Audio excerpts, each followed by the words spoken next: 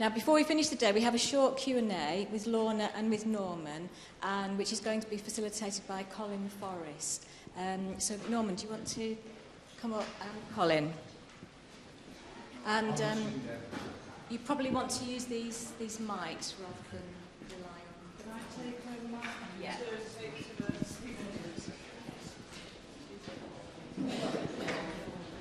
Thank you very much, Sheila.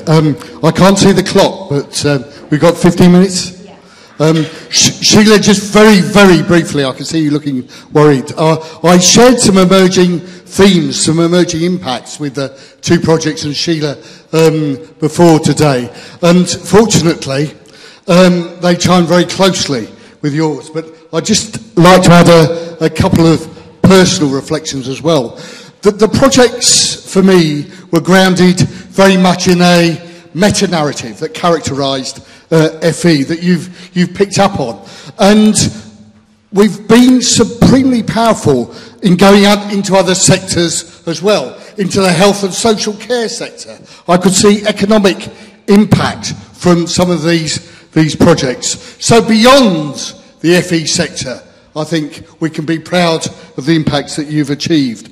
I also detected, and as you said, Lorna and Norman, that the most effective research settings are ones where there is permission to do research, linked to your ideas of power and space. And that permission in your projects has come from lots of different places. But I don't think you could have done what you did without some permission there. And we've heard about the whole organisational change, but permission was in play in many of the projects, all of them, I think, linked to the ideas of power and space and contest as well.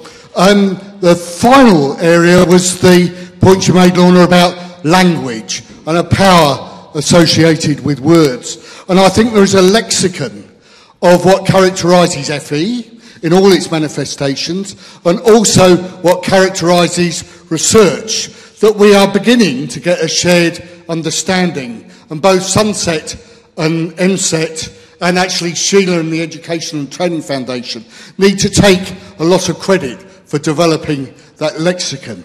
So thank you for listening to those mere trivial additions to Norman and Lorna's views. But now we've got 15 minutes to take questions for, and we've got Nick first. Where's the microphone? It's sitting in the back.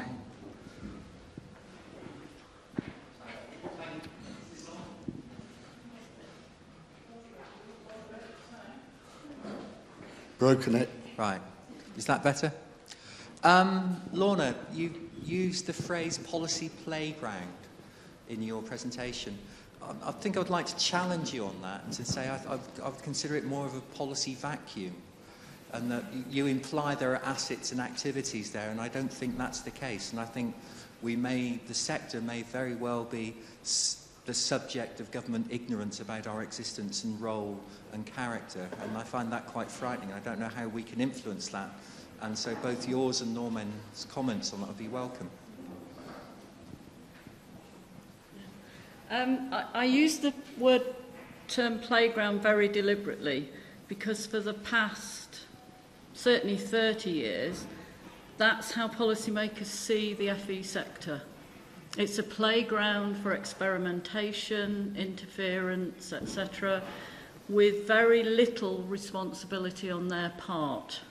So they can play around and then leave the stage. You know, we could all list lots of examples of where that's happened. So very, very deliberately. So I don't think it's a vacuum. Sadly, it's a space that is readily filled, and any new minister wants to invent something new and is allowed to do it. In other European countries, they wouldn't be allowed to touch it. So we do have a political problem there. The problem is that people can only treat it as a playground if the sector itself doesn't stand up and say we are not a playground, hands off, and here's some evidence to show why what you're proposing won't work. And I think we need to get better at that. Norman? I actually use the expression policy steamroller because if I sit down with a piece of paper, I could probably fill it within 5 minutes of the policies that have changed in the sector just over the last few years. I think the issue is actually about policy formation. It's about how policy's formed with stakeholder groups and government. I think that's where the policy vacuum is, and that's where we're uncoupled from those larger questions with schools and universities. Thank you. Second question.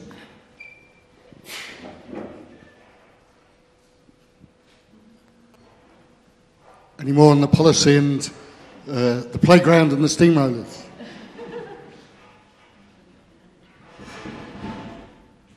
Interesting percussion. How optimistic are you after tomorrow night, where this would go next in terms of impact on policymakers?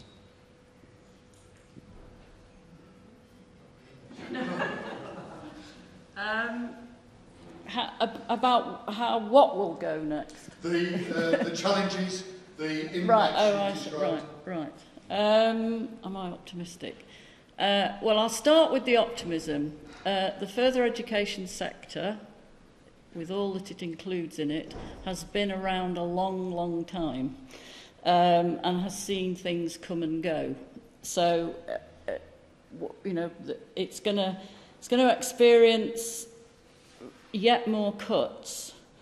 But my optimism, which might sound a sort of slightly curious optimism, is that there will be some civil servants, even now, probably saying, if you do this, you will reap the consequences.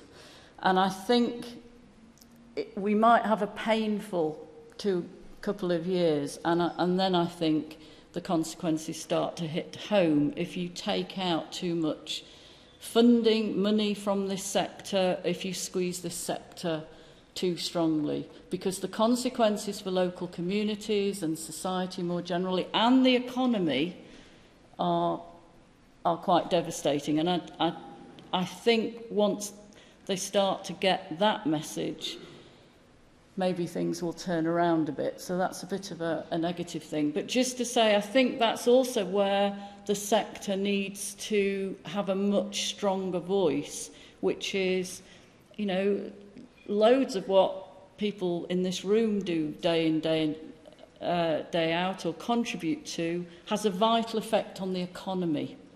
The sector tends to talk a bit too much about being nice for people and changing people's lives.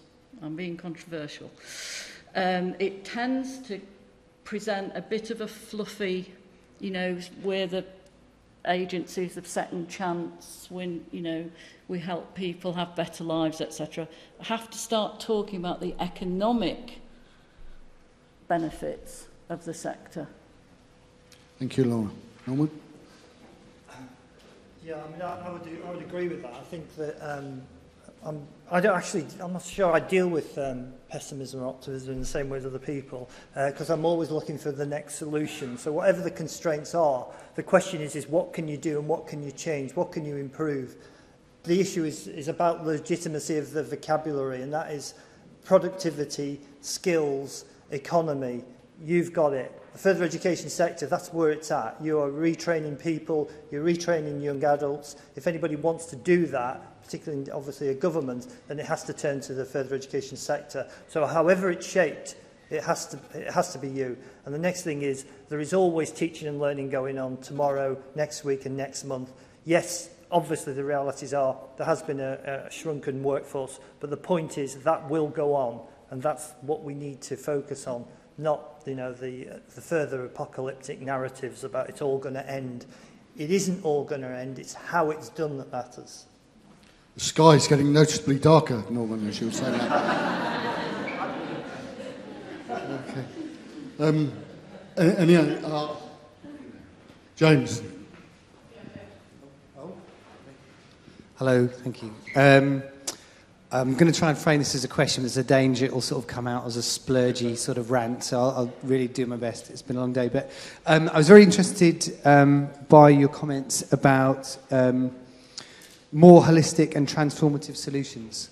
The work I do is very much involved with the well-being agenda, so mindfulness, resilience training, positive psychology, and some of these interventions to help young people cope with what I think is a tide of mental health issues and surrounding factors that prevent people from even getting off the educational starting blocks and those barriers to learning.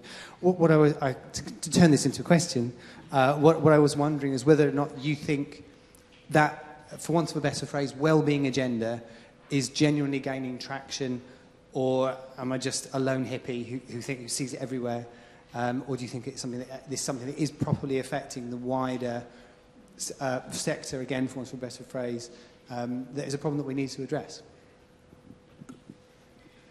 That was a question, I think, somewhere. Blimey. I think it's a dangerous agenda in some ways, because I think, do you remember there was all that stuff about happiness? They were going to measure happiness. And that was around the rhetoric, and you can buy lots of books at airports on happiness. They tend to be written by people. What they say is it's not about money. We all can be happy in other ways, and mindfulness, because it comes from Buddhism, is a bit like that. They tend to be written by people who've got money.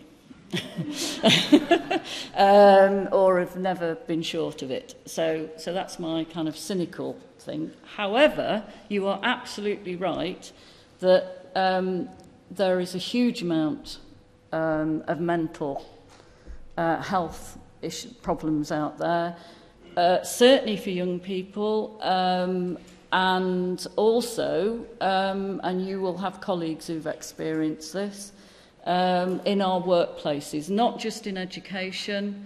I think it's pretty prevalent in the public sector, but you also see it in the private sector. More and more low-paid, low-grade jobs, and people having to have 3 jobs instead of 1 to make ends meet.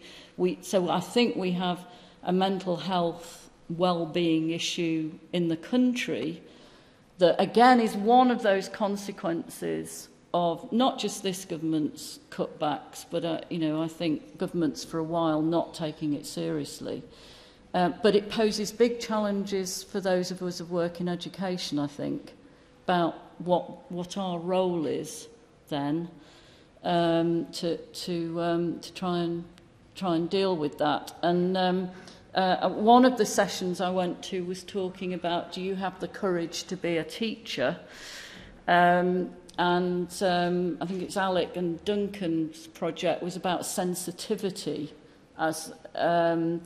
which I thought was a very interesting way to think about what professionals do, and probably isn't listed in any teacher training manuals. So I think it's got challenges, that whole emotional labour idea. Will really start to challenge the way our initial formation as teachers and trainers, but certainly CPD. But again, I think that's where that community of practice idea is very important. And again, the spaces for professionals to talk to each other. So a well-being-led organisation has those spaces. Okay, now final response from Norman.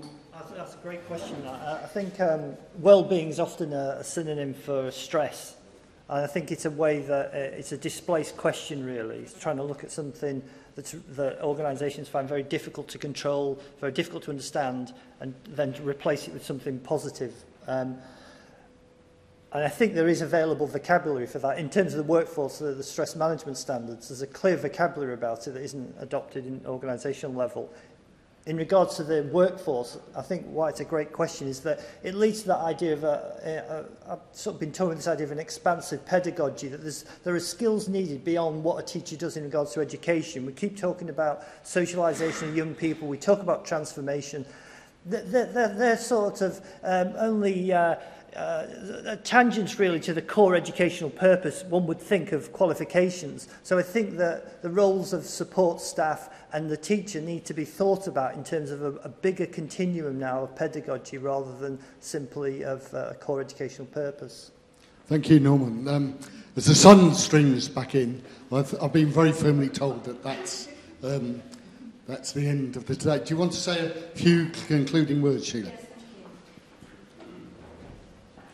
thank you very much, Colin, and thank you, Lorna and Norman, for your contributions today. And thank you for everybody who's come along today and all your energy. It has been a long day, but there's been some really interesting things talked about, some really interesting presentations and posters. So thank you all very much for taking part.